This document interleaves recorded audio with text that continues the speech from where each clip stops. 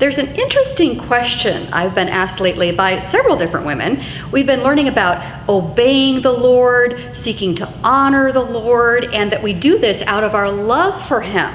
But several women have been asking me, well, how do I actually develop this love for the Lord? I mean, I just don't seem to actually have a true love bubbling up inside of me for the Lord. How do I get that? An interesting question, a really profound question. So let me share with you some thoughts. First of all, we know that we're commanded to love the Lord. That's in Matthew 22, where Jesus is asked, what is the greatest commandment? And He says, it's to love the Lord your God with all your heart, with all your soul, with all your mind. This is the greatest commandment, the first and greatest commandment. Okay, so we're supposed to have this love, but what if you don't feel it? What if you just don't feel it? I mean, other people talk about their love for the Lord. Maybe you even read in the Bible about God.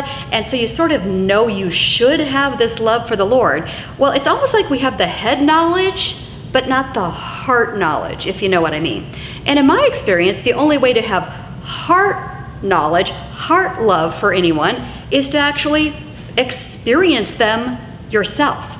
It isn't good enough to have someone else tell you about the marvelous qualities of this person they love. You need to be able to experience that person, encounter that person for yourself. So how do you do that?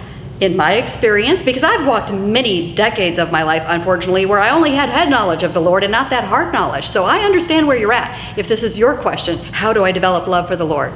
But what I've learned in my latter years of life is that it's when I truly, earnestly cry out to the Lord, seek the Lord for His power, His comfort, His help, His guidance. When I earnestly cry out to Him, and I do so after confessing my sins, getting my heart right with Him, so I'm in good standing with the Lord, that when He answers those prayers, wow. Now I've encountered the Lord. Now I've experienced His goodness, His power, His compassion, His mercy, His love for myself. So I'm urging you to first of all get your heart right with the Lord, because He doesn't really pay attention to the prayers of people who are unrighteous. He says in fact in James 5:16 that the prayer of the righteous person is powerful and effective. So we need to get our heart right with the Lord. If you know that you are in willful disobedience to the Lord's commands, that's unrighteousness. So confess that to the Lord and tell the Lord that you really do truly want to seek to honor and obey Him. Then you're in right standing with the Lord. Now, pray.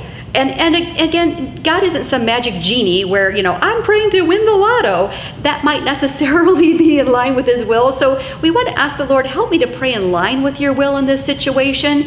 Maybe He's going to ask you, like, for instance, let's say that you are desperately in need of financial provision. You have a mortgage to pay and you don't have the money. And you're like, Lord, I need this miracle, show up. And the Lord's saying, well, actually, I'd like you to stop spending so much money at the Starbucks. You're getting 5 mochas every day, and then you go out and buy new fancy clothes every day. And so maybe the Lord's actually trying to get your attention to get some things in order. But once you do have your house in order, so to speak, then pray earnestly for the Lord to show up in a miraculous way with His mighty power on your behalf, whether it's a healing, a physical healing, financial provision, guidance and counsel in a difficult situation. And when He shows up, that's when you encounter the Lord and you start to fall a little bit in love with Him as He intersects with your life and shows off His mighty power, His love, His provision, His compassion, His mercy, His gracious kindness to you. Then it becomes not just head knowledge, but heart knowledge.